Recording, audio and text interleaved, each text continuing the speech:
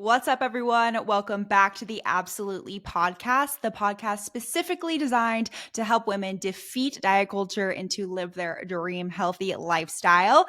I am here for my first episode of 2024, and we are starting it out with a bang. I'm going to be going over my fitness ins and outs for the new year. And these are things that I have compiled over the last few years of things that are in and things that are out. But I feel like some of the ladies here need to hear this and need to hear the things that we need to let go of this year as far as your fitness goes, because as many people are just in the diet culture cycle, I cannot believe that they still are falling into some of these traps. So I'm going to be telling you what is in and what is out and how you can apply these things for 2024 to be the healthiest and happiest year yet for you. So without further ado, let's dive right into things. So I'm going to first be going over my ins for the year, because let's start it off on a positive note and then we'll go into the outs for the year. Okay. So one of my ins for the year is doing low impact workouts, specifically strength training. I know that some people think that strength training can be a high impact, which it can be stressful on the body, but when done correctly, it is going to really help you out with getting that lean and toned look. It'll also boost your metabolism, and it won't add to a ton of extra inflammation like doing a crazy boot camp workout would be. That does have a little bit of strength training, but it is mostly high intensity. So my first in for the year is doing those low impact workouts. That could also be Pilates, that could be yoga, but specifically for me, I'm focusing on the low impact strength training and really focusing on structured movements. If you are doing an hour or 30 to 45 minute strength training workout a few times per week, that is not going to completely inflame your body. It's actually going to be very beneficial towards building muscle and getting the look that you want. Whereas if you're just busting your butt in these boot camp workouts, you probably will feel pretty inflamed, because your body, and especially when it comes to women, it doesn't really love HIIT workouts and those crazy high intensity things that actually adds a lot of stress onto our body. So focusing on strength training workouts is my first in for the year, and letting go of some of these just crazy boot camp, whatever. It sounds sexy to go to like a fat blaster boot camp. I don't even know if that's a term, if I'm hating on anyone, but let's let go of those classes and the way they're marketing them, because yes, you do burn calories, but it's actually probably not going to be the best thing for your goals, especially if you're trying to get lean and toned. The best way to do that is going to be through strength training and through low impact cardio, low intensity cardio, like incline walks, like walking, just having a casual walk. Those things are going to be a lot easier on your body and actually get to your goals quicker, because it'll help you also with managing your stress.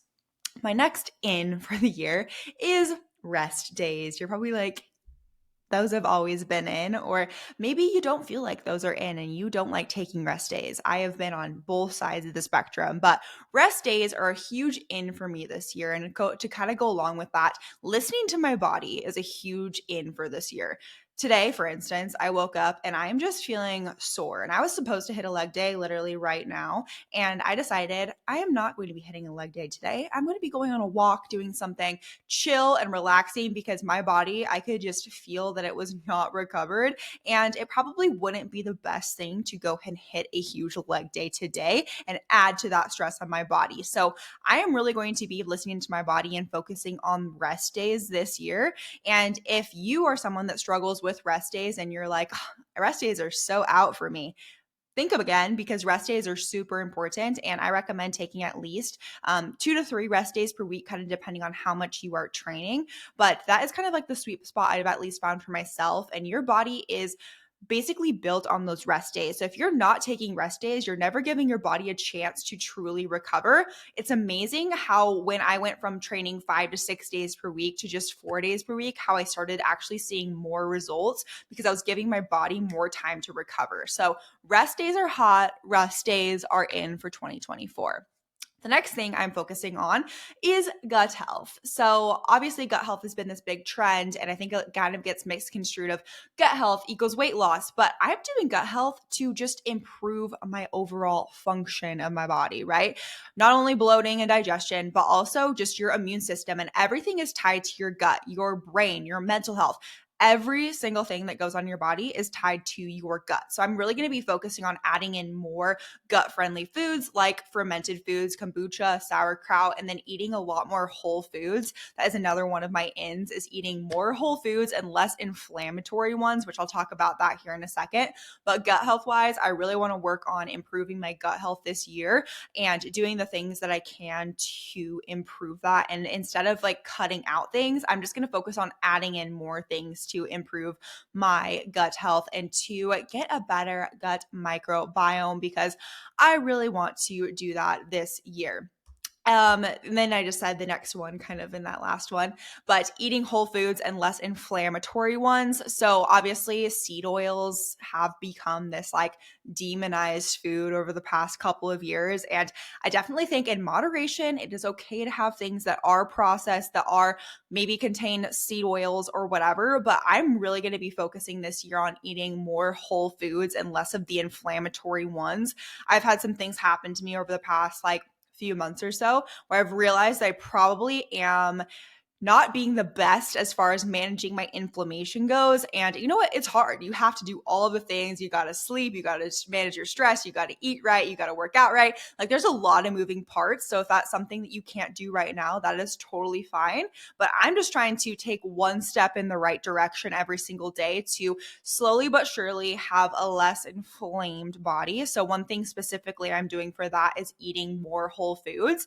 And I don't necessarily think I did a bad job with this in 2023, but in 2024, I really want to eat more whole foods, because when you eat more whole foods, you're going to feel less inflamed, your digestion is going to be better, and things are just going to overall work better as a whole. So I'm going to focus on eating more just whole foods. When I say whole foods, I mean like chicken, veggies, things that literally you can take out of the produce aisle, and that is a whole food, right? So I'm going to be eating more of that. I'm also going to be looking at my ingredients more to focus on eating less inflammatory foods and just making small swaps. So for instance, instead of having maybe chips that have some of these seed oils in it, I am going to like siete chips that don't have those inflammatory seed oils in there. Or for mayonnaise, instead of using like normal like Hellmann's mayonnaise, using one like a natural one that has avocado oil or something like that. So I'm just going to be trying to make those small swaps as well to have just less inflammatory things. I think when it comes to like New Year's resolutions or New Year's ends or whatever, it can be easy to just want to go like all or nothing and say I'm either all in or all out with these things. But what I'm just trying to do is make these small little swaps where I can, because day after day, that is going to make a huge difference in the long term. So that is what I am focusing on for this new year: eating more whole foods, looking at what I am eating and making sure that I am managing my inflammation with what I am eating as far as my diet goes. The next in for this year is stress management and listening to my body and what feels right versus what doesn't feel right. Over the past few years, honestly, I mean, kind of my whole life, I'm someone that likes to neglect when I am like going really hard as far as like my career goes or school goes or whatever. And I'm someone that like likes to do things all in or all out. And I have had that arrow with my fitness as well. So one thing I'm really focusing on this year is really like listening to what feels like good and in line with me, and just slowing down a little bit. I did a really good job about slowing down the second half of 2024 or 2023. And I'm really, really proud of that for myself, because I had been going so hard for so long and my body was showing that to me very apparently. So now this year, I'm really going to be focusing still on that stress management aspect of things, taking care of myself as far as stress goes, and not just like completely burning myself into the ground, taking more days off, taking more time to unplug and just let my brain relax. Because of what I actually found is that I'm way more productive with my work, with the things I'm doing, when I actually let my brain relax for times rather than just going hard all the time. We are not robots. We're not created to do that. So I am really going to focus on taking more of that off time to let myself and my nervous system relax, because then that makes me more productive in the future. So those are all of my ins for this year, and just the ins in general. If you're someone that hasn't done these things or maybe hasn't even thought about these things, I think that those are really important ones to incorporate and to have them be an in for you this year as well. So now let's move on to the outs. So my first out, and these are more so things I wasn't like doing, but I just want them to be gone in the fitness space in general. The first out is fasting. Okay. If I hear one more woman come to me and say, well, I'm trying fasting for weight loss, I can't do it. If you're doing it right now, okay, that's fine. But don't do fasting just because you want to lose weight. Fasting is a sometimes simple way for some people. It works for some people. It doesn't work for some people. And basically, all it does is it shortens your eating period. So instead of eating from 7 a.m. to 9 p.m., right? That's a lot of hours that you're eating. You're eating 12 p.m. to 6 p.m. So you are basically just eating less calories, which means you're in a calorie deficit. So you don't need to do fasting to be in a calorie deficit. You can eat all day and fuel your body and fuel yourself and fuel your brain without being in fasting mode. So if you're someone that when you fast, you feel like garbage, or when you fast, you feel like you can't function or your brain doesn't work, I have been there before. I actually tried intermittent fasting when I was back in my like diet culture era. And I remember going to class and feeling like I was going to pass out at all times. That's not fun. That's not normal. And if fasting works for you, great. That's totally fine. I'm not like calling you out and just telling you not to do it. But for a lot of people, fasting is something 100% not necessary and actually can be harmful as far as your hormonal health goes. Most of the studies done on intermittent fasting were actually done on men for those positive benefits, not on women. And when it comes to women, we obviously have a lot different hormonal makeup than men. So when it comes to fasting, our body can actually go into stress mode because it thinks that we're not going to be eating. So it actually causes you to hold on to body fat and to raise your cortisol or your stress levels. So if you're fasting right now, just know you do not need to fast to lose weight. And that's just an out for me this year. I'm canceling fasting for this year. The next thing I'm canceling, and it's an out for this year, is doing cardio for fat loss. I used to think I could make up what I ate the night before with cardio, and that is just not a good cycle to be in. I think that cardio can be a tool for helping you out with fat loss, but nutrition is the main thing we need to focus on when it comes to fat loss. If you're working out all the time and you're still not losing body fat, it's probably because your nutrition isn't in line, and then you just keep adding on workouts and adding on cardio, and it just becomes this negative cycle, and we never reach our goals because we're just in that hamster wheel. So if we focus more so on nutrition instead of the cardio side, you will basically get more results. And if you put the time in that you're doing cardio, you're probably doing a lot of cardio a week. If we put that time into meal prep instead, or into something like tracking your food and pre-logging your macros, you'll probably get way better results literally just by switching your focus from cardio to nutrition. So this year, we are canceling doing cardio for fat loss.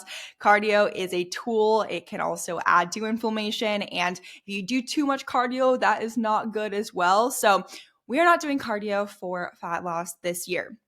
My next out is being scared to go to the gym because of what other people think. I talk to women on the daily that have gym intimidation, and I 100% used to be there. I vividly remember in high school never leaving the treadmill section because I was literally terrified to go see the cute boys from my high school in the little workout section, in the weight section, and I never went. And that is one of my biggest regrets, because let me tell you, nobody cares what you are doing in the gym in the nicest way possible. If you are just starting out, know that we are all here to support you, and we have been there before. Every single person that you look up to and think, oh my gosh, that person looks so fit, had a day one. And I remember my day one, I was freaking terrified. But once I just kind of got over it, I realized like, wow, no one is paying attention. Everyone's here to work on their self. Everyone is way too focused looking at themselves in the mirror to even look at you. And you can't let other people dictate what you are doing and how you are going about your fitness goals. I guarantee you will feel so accomplished, especially if you haven't been in the gym before. If you go into the gym and you do a workout and you leave and you say, wow, I never thought I'd be the gal to go into the gym and feel confident and go and and rip those weights and lift heavy. And it's such an empowering feeling, especially as a woman, to maybe look around. And this has happened to me a lot of times where I'm the only woman like on the weight floor. Maybe there's one or two. And I live for that. I love that. It is so empowering. And if you're a woman that wants to feel empowered, go to the gym, start working out, start learning the things, because we are never going to get better. We're never going to get over it if we can't just get in and do almost like exposure therapy with it. And one thing that really helped me was by starting out small, by using like dumbbells in the corner. And then I slowly but surely started using maybe a couple of machines and then easing into the barbells. And it was kind of a progression, but it is so empowering once you do come out the other side. So let go of being scared to go to the gym. Let go of your gym intimidation this year. That is an out for this year. Another thing that's an out that kind of relates to that is letting other people impact your goals. And we all know, there's peer pressure and social pressure and people telling you, oh, like, why not just eat that or drink tonight or whatever. I think this is the year that we let go of what other people's thoughts are telling us to do. And honestly, like, why are we letting people dictate what our goals are and our behaviors are around our goals, right? Like, it is a direct reflection of them if they are tearing you down, if they're telling you to do things that maybe go against your goals. And that's something to really reevaluate too. Like, is this person good to be in my life if they're not very supportive of these goals, or if they're not super excited for you, right? Like, we should be around people that are excited to see you win or excited for you to make changes. And if we're letting other people's opinions dictate what we are doing towards our goals, that is something that we need to cancel for 2024, because we're never going to get to the version of ourselves that we want to be if we're listening to other people's negative opinions or other people's decisions that they want to make for you. So we are canceling that this year. We are not letting other people impact our goals this year in 2024. So I'm just going to wrap up in a bow the 2024 ins and outs. Those are my fitness ins and outs for this year. I definitely have more personal ones and stuff like that that you'll need to check out on my Instagram stories. But hopefully everyone liked this episode and liked the first episode of the new year. There is a lot more episodes to come. So make sure to rate this podcast, share it if you liked it, and I will see you all next week. Bye.